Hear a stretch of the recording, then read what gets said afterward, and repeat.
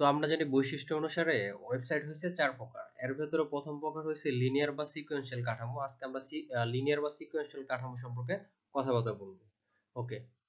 তো এখানে লিনিয়ার বা সিকোয়েন্সিয়াল কাঠামোতে বলা হয়েছে কোনো যখন কোনো ওয়েবসাইটের পেজগুলো একটি নির্দিষ্ট ক্রমানুসারে একে অপরের সাথে সংযুক্ত থাকে তখন ওয়েবসাইটের কাঠামোকে লিনিয়ার কাঠামো বলা হয়। তো এখানে আরো বলা আছে কোনো একটি ওয়েব পেজের পর কোনো পেজের যাওয়া যাওয়া যাবে তা ওয়েব পেজের ডিজাইন ঠিক করে থাকে।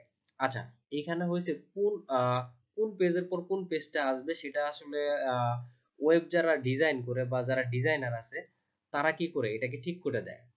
আচ্ছা, ওয়েব পেজগুলো নেক্সট এবং প্রিভিয়াস, ফার্স্ট এবং লাস্ট ইত্যাদি লিঙ্কের মাধ্যমে ভিজিটরের প্রতিটি পেজ দেখতে পারে। অর্থাৎ একটা এক এক পেজ থেকে অন্য পেজে যাওয়ার জন্য আমাদের কি থাকবে, হয় নেক্সট থাকবে অথবা লাস্ট থাকবে, অথবা আগের পেজে ফেরত আসার জন্য আমাদের কি লেখা থাকবে, প্রিভিয়াস লেখা থাকবে।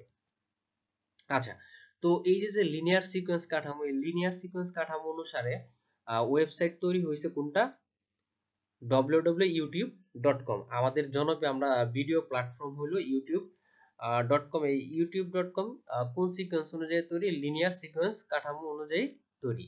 ওকে, লিনিয়ার সিকোয়েন্স অনুযায়ী কাঠামোটা একটু দেখার চেষ্টা করি। এইটা একটা পেজ, এইটা একটা পেজ, এইটা একটা পেজ, এইটা একটা পেজ।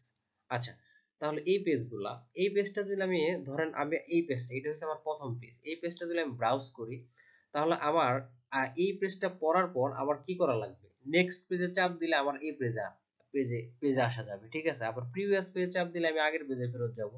এভাবে নেক্সট প্রেস করে অন্য পেজে যেতে পারবো, আবার নেক্সট প্রেস করে অন্য পেজে যেতে পারবো। আবার এইখান থেকে আমি প্রিভিয়াস প্রেস করে এইখানে আসতে পারবো, এইখানে প্রিভিয়াসে প্রেস করে এইখানে আসতে পারবো, এইখানে প্রিভিয়াসে প্রেস করে এইখানে আসতে পারবো, ঠিক আছে। তো এই হইলো কি লিনিয়ার সিকোয়েন্সিয়াল কাঠামো।